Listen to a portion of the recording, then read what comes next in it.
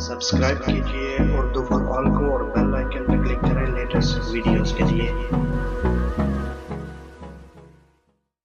अस्सलाम वालेकुम दोस्तों, उर्दू फॉर ऑल चैनल में आप सबको खुशामदीद।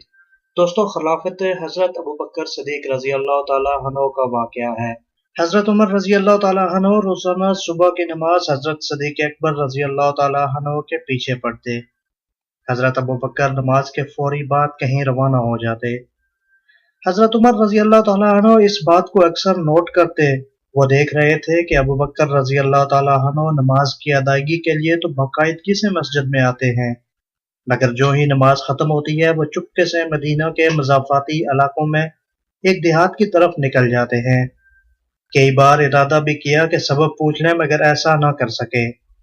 एक बार वो चुपके से हज़रत अबू बकर रज़ी अल्लाह ताला अन्हु के पीछे चल दिए।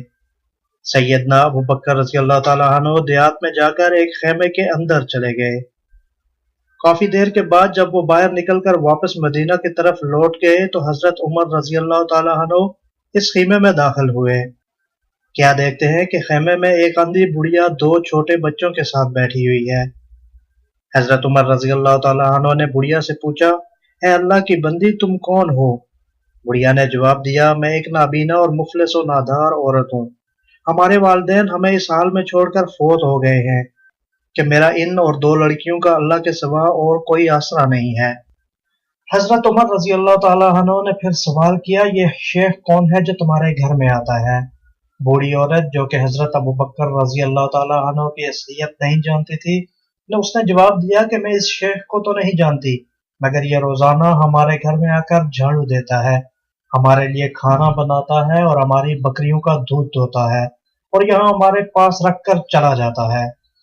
हजरत उमर ये सुनकर रो पड़े और कहा, है अबू बकर, आपने अपने बाद के आने वाले हुक्मरानों के लिए एक थका देने वाला इम्तिहान खड़ा करके रख दिया है।